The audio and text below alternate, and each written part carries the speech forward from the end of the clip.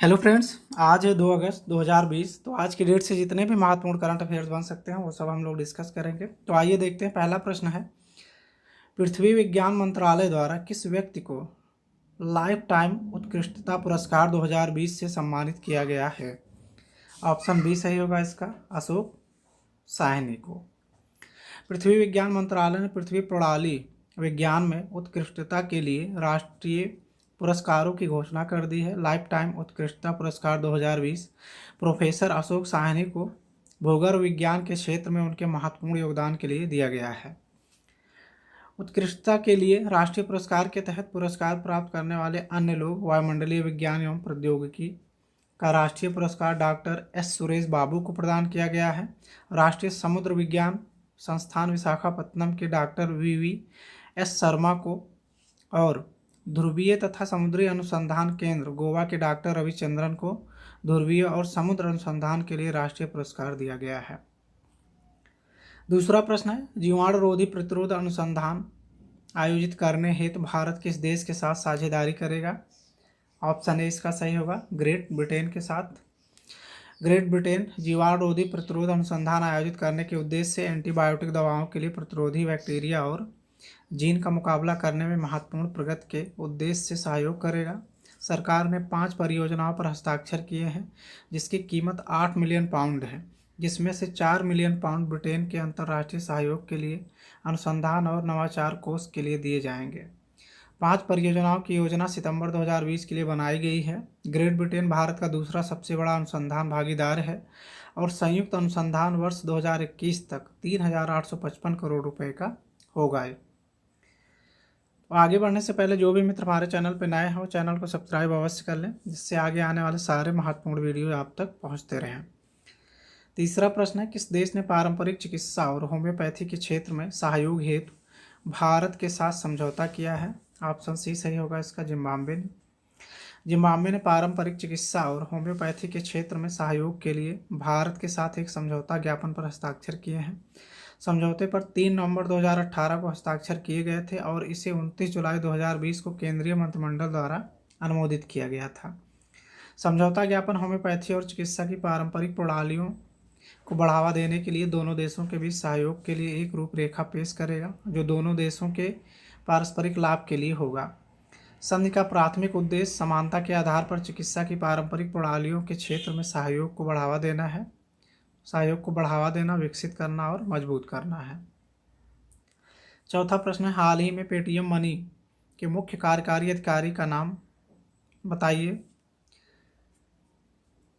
चौथा प्रश्न है, हाल ही में पेटीएम मनी के मुख्य कार्यकारी अधिकारी किसे चुना गया है, उनका नाम बताना है।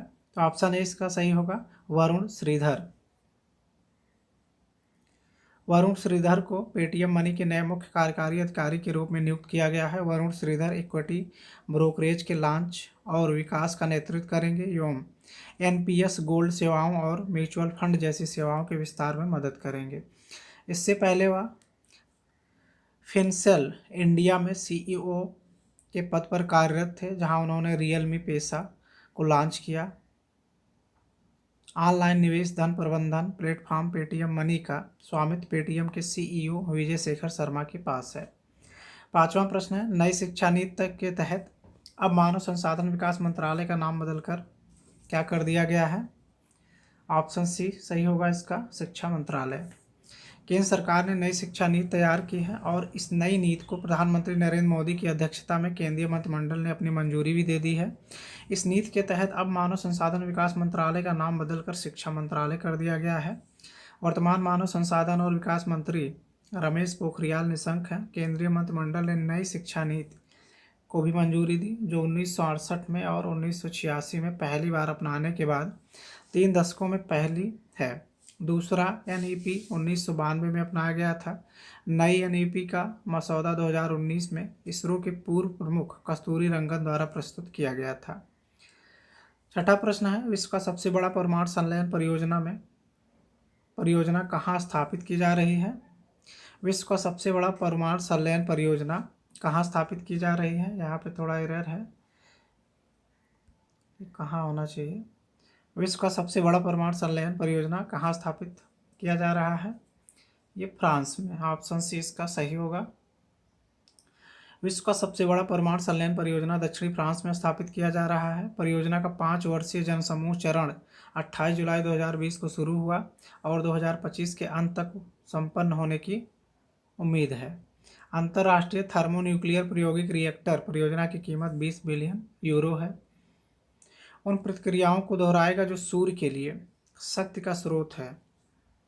ITER का अर्थ लैटिन में दवे है। परियोजना यह प्रदर्शित करने के लिए की गई है कि संलयन शक्ति वाणिज्यिक स्तर पर उत्पन्न की जा सकती है और यह स्वच्छ और असीमित शक्ति प्रदान करेगी। 7वां प्रश्न है, निम्न में से किसने टाइगर सेंसस रिपोर्ट जारी की है? ऑप्शन सी सही होगा, प्रकाश जावड़ेकर ने।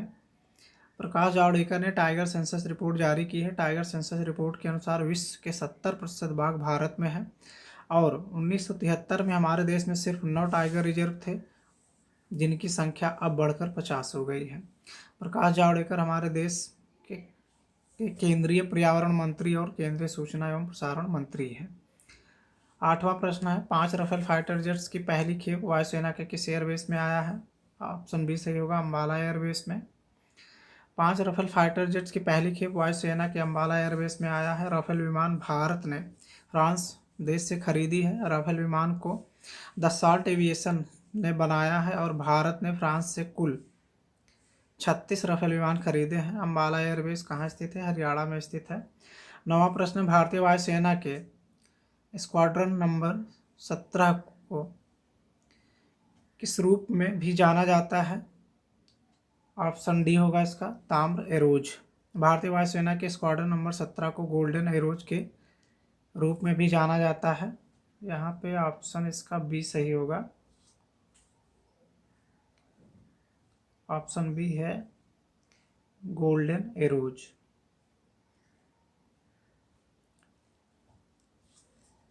स्क्वाड्रन को अम्बाला वायुसेना स्टेशन पर तैनात किया गया है और यह पश्चिमी वायु कमान का एक हिस्सा है। स्क्वाड्रन 17 ने बठिंडा एयरबेस से रूसी मूल के MiG-21 जेट का संचालन किया और इसका गठन 1951 में किया गया था।